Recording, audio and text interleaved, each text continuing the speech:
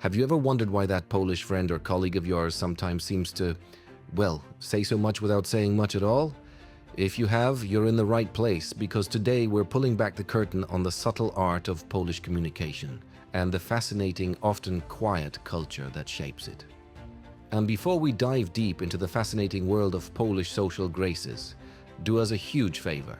Hit that subscribe button, give this video a like, and drop a comment below sharing your own experiences or questions about Polish culture. We love hearing from you. The idea of a quiet culture in Poland isn't about people being shy or unfriendly. It's about a deeply ingrained approach to social interaction that values observation, respect, and often indirectness. Unlike some cultures where exuberance and directness are the norm, Polish society often operates on a more nuanced wavelength, where what isn't said can be just as important as what is. This isn't just about volume.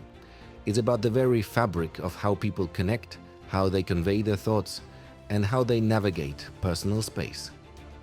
Understanding this can be a game changer for anyone interacting with Poles, whether you're visiting, working, or building friendships. Let's start with communication itself, because this is where the quiet aspect truly shines. In many Western cultures, directness is often equated with honesty and efficiency. In Poland, however, directness, especially when it comes to criticism or negative feedback, can sometimes be perceived as blunt or even rude. Poles often prefer to communicate with a degree of diplomacy and subtlety, leaving room for interpretation. Imagine a scenario where a project at work isn't quite up to par. Instead of a direct, "This is wrong," you might hear phrases like, "Perhaps we could consider another approach," or "It might be beneficial to review this section again." It's not about being evasive, it's about preserving harmony and showing respect for the other person's feelings. This indirectness requires listeners to be attuned to subtle cues, reading between the lines, and understanding the context to grasp the full message.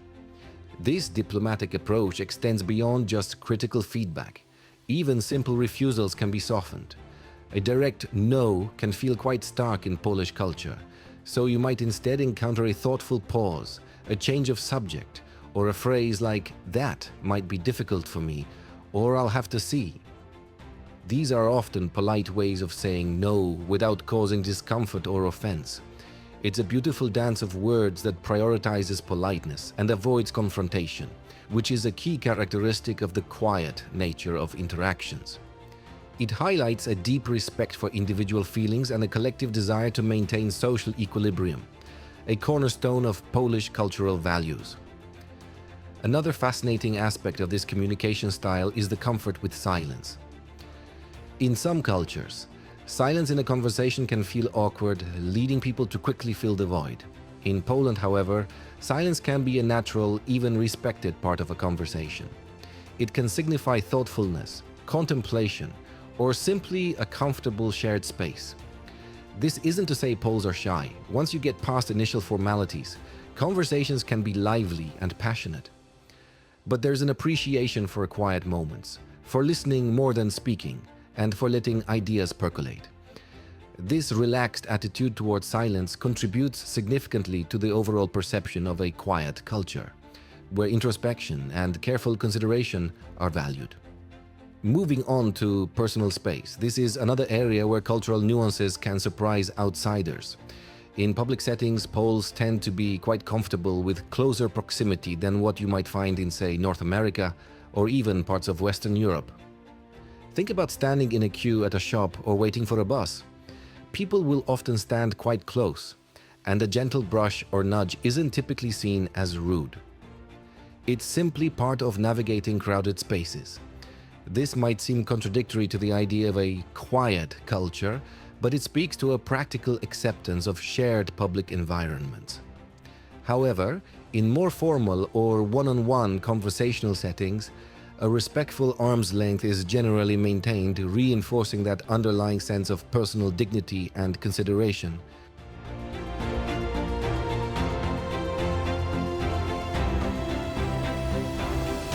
This distinction between public and private space is crucial.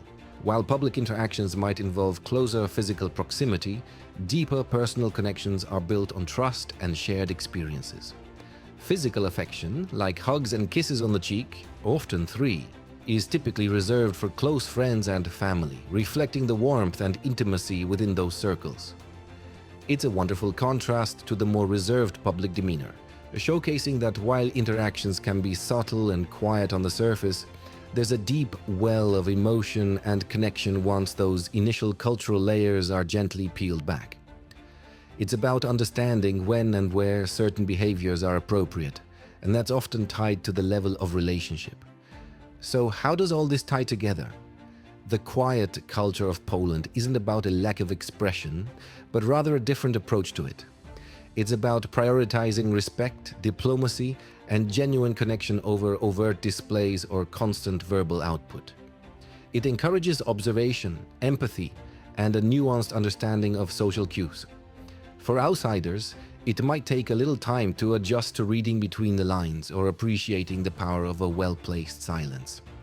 But once you do, you'll find a rich tapestry of social interaction that is deeply meaningful and profoundly human.